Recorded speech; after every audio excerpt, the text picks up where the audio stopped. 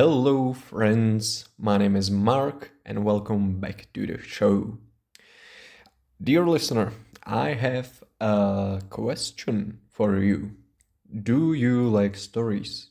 Stories that can inspire or motivate you, that can make you feel something, a sadness or anger, it doesn't matter.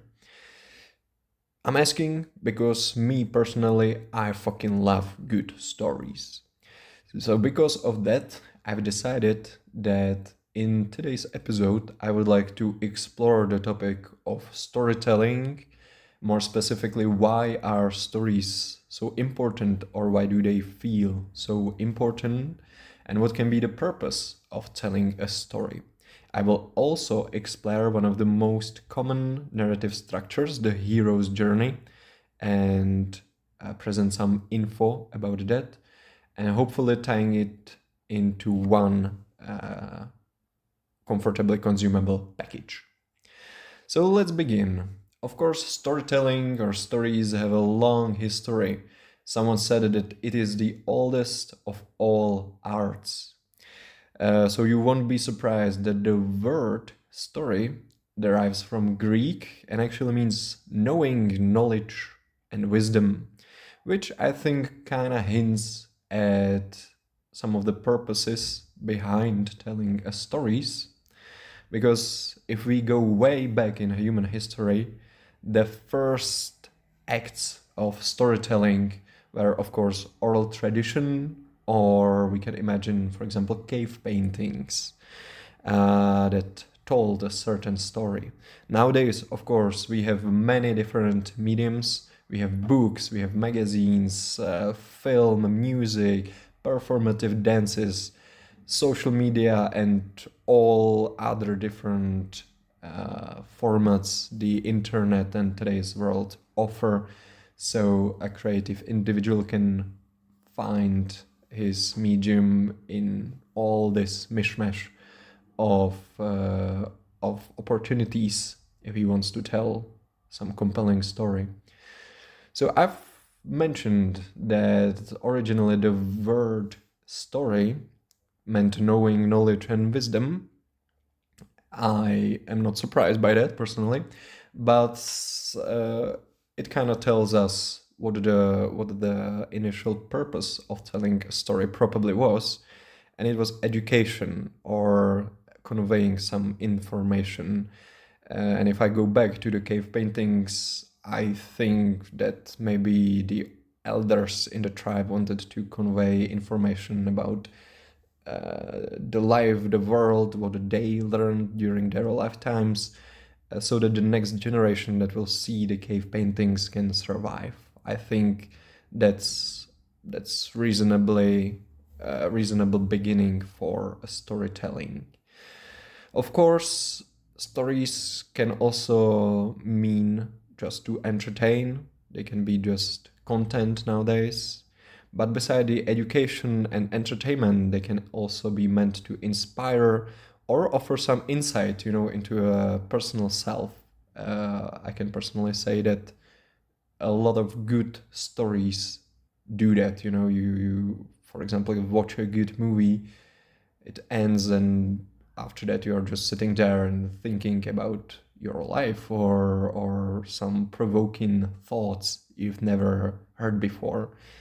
So yeah, I think definitely storytelling is an art form, a very versatile art form. And of course, for a story to convey these purposes, either to educate, to inspire, motivate, to offer some insight, or even offers some good old entertainment, some thought and skill are required. I think the telling a good story depends on two factors: content and style, which simplifies it so much, because content, okay, is fairly straightforward. You just choose, for example, the topic, what you want to talk about, or if you are giving a presentation, what you will tell the audience. But the style, there are so many different variables that can impact how the story will be told, how you will tell it and how the audience, the listeners, the viewers will perceive it. So I don't think I really want to get into a detail here. I actually tried to find some like basic storytelling tropes, but it's difficult to simplify it so much into condensed episodes. So I'm just not going to go there at this point. I'll go in a different direction, and that is, I just want to focus on the initial questions. That is why our story is important. What is their purpose?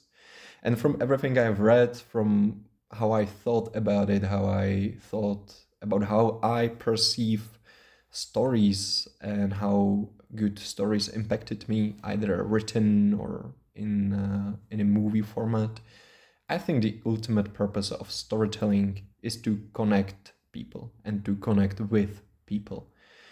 And I think it goes from both perspective of constructing a story as well as receiving it. If you are, a writer or a reader, I think the purpose kind of goes from both points.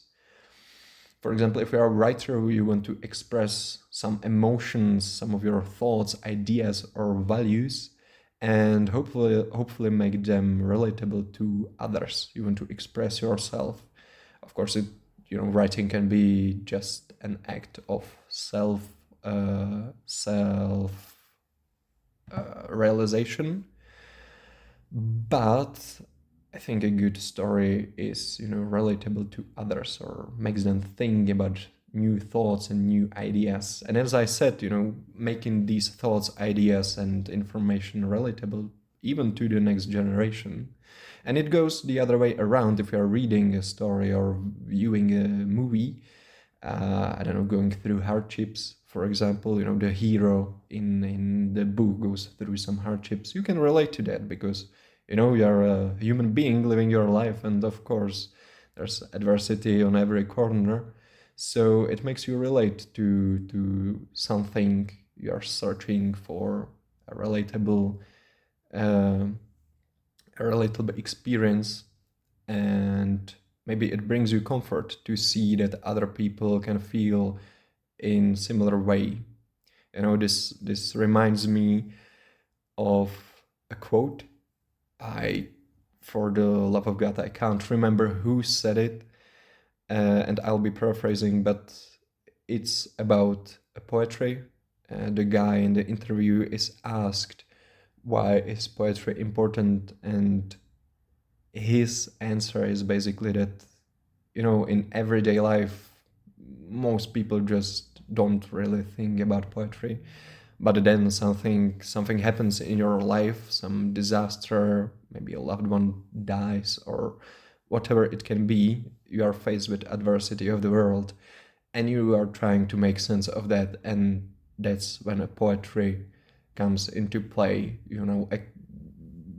Very well expressed feelings and emotions, and it can bring you comfort seeing that other people felt the same way you did. And I think poetry or stories, this principle works in both of them.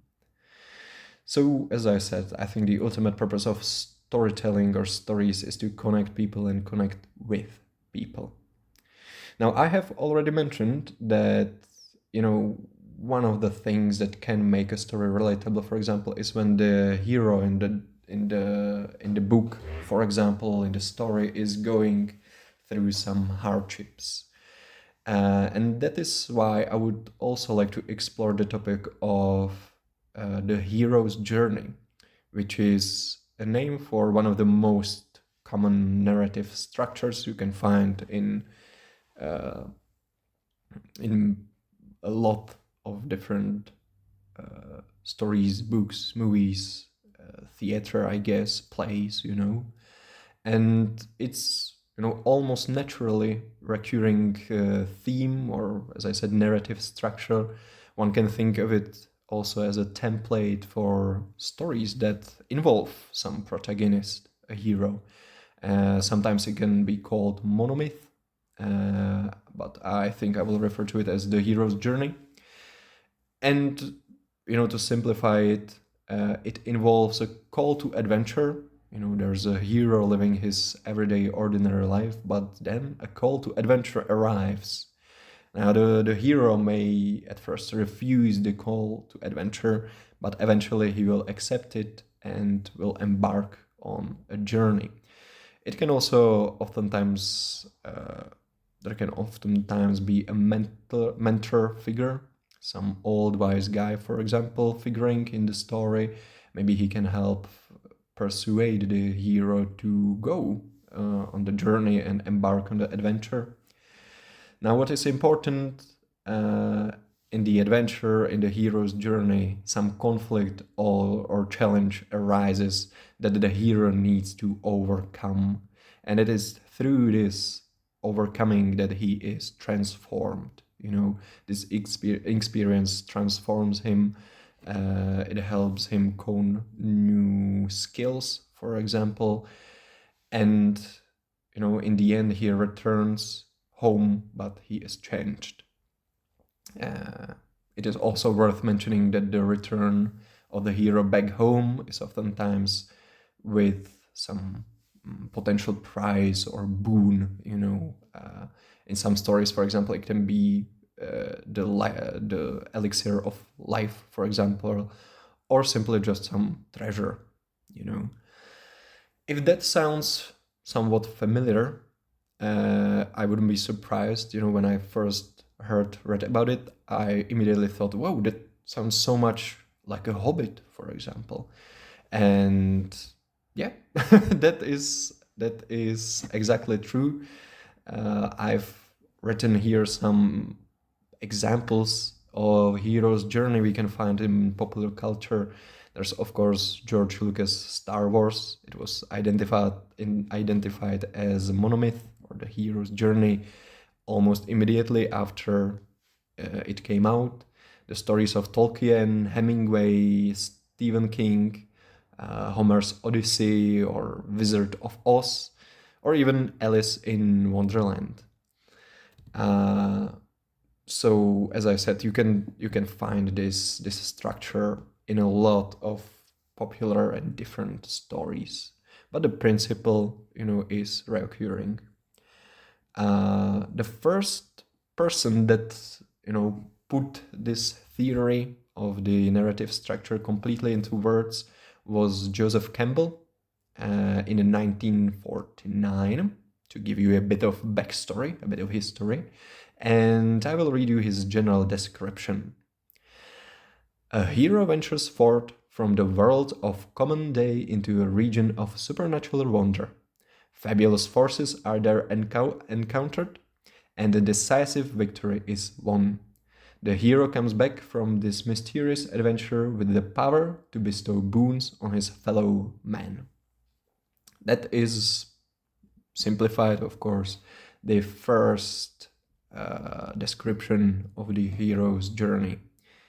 And yes, so maybe as you will be reading some book, or you will go watch some movie in cinema, you can think about this hero's journey, and now maybe you can see it in some of the popular stories you like or you read and see.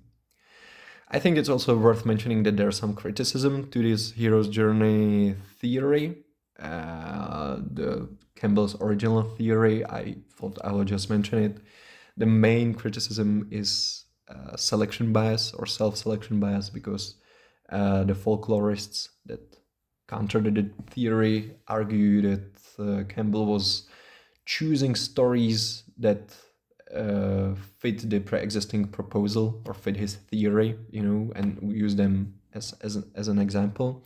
And they also argue that folklore is much more complex than to be described in this simple, I don't know how many steps, narrative structure, But in my opinion, this criticism doesn't derive the original theory or the follow-ups of the theory of their values. Which ties neatly into the next question. Why is hero's journey important, or maybe more precisely relevant to almost everybody, in my opinion, it is because I think the concept can be and has been already applied to personal psychological and spiritual journeys. Even to something ordinary and everyday, like just going groceries shopping or a job search or giving a presentation at university, whatever. You can apply this concept to so many different personal stories. It plays a huge role in psychology, as I mentioned. And if stories can generally provide personal insight, I think it's doubly true for hero journey stories. Because you can relate to the hero, you can imagine yourself in the hero's position, and it can give you some insight and perspective, I think. Now, there is some evidence that the hero's journey can be used as sort of a mud map or a trail for anybody undergoing, either willingly or forcibly, some personal changes or facing personal problems or challenges in his own life. And the hero's journey informs the person, the hero, that with trials they will also experience rewards. In reality, it can be increased connection with other people, or arriving at more authentic self. And these things are worth enduring the hardships for. As Campbell noted, the essential nature of the hero's journey is the adventure of problem solving, but only through personal transformation, which is done, as I mentioned, through the overcoming of adversity.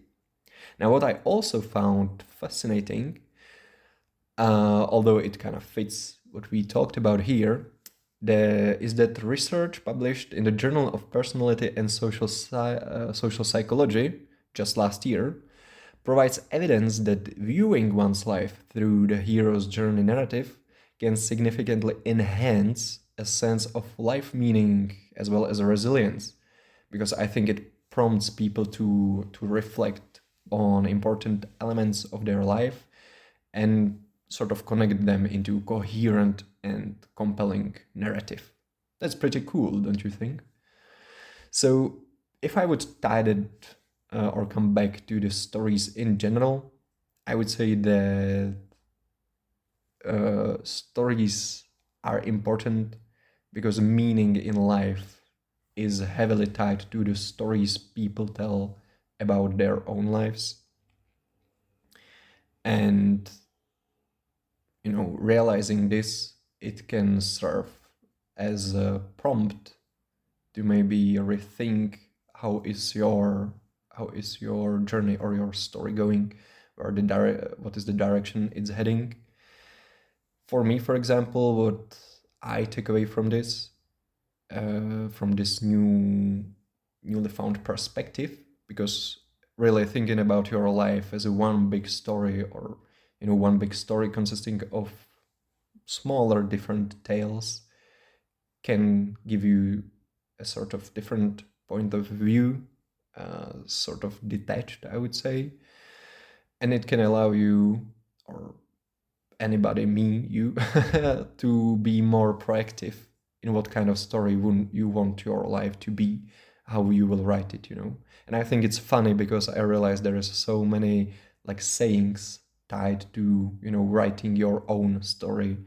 Everybody's a hero in their own story, or, you can't rewrite your story, but you can choose what the next page will be, or anything like that. So if there's some takeaway from today's episode, maybe think about where your story is headed, and what would you like your story to look like. If you want it to be inspiring story, a motivational one, if you want it to be a story of ambition or a peace, whatever you want, you can make it happen.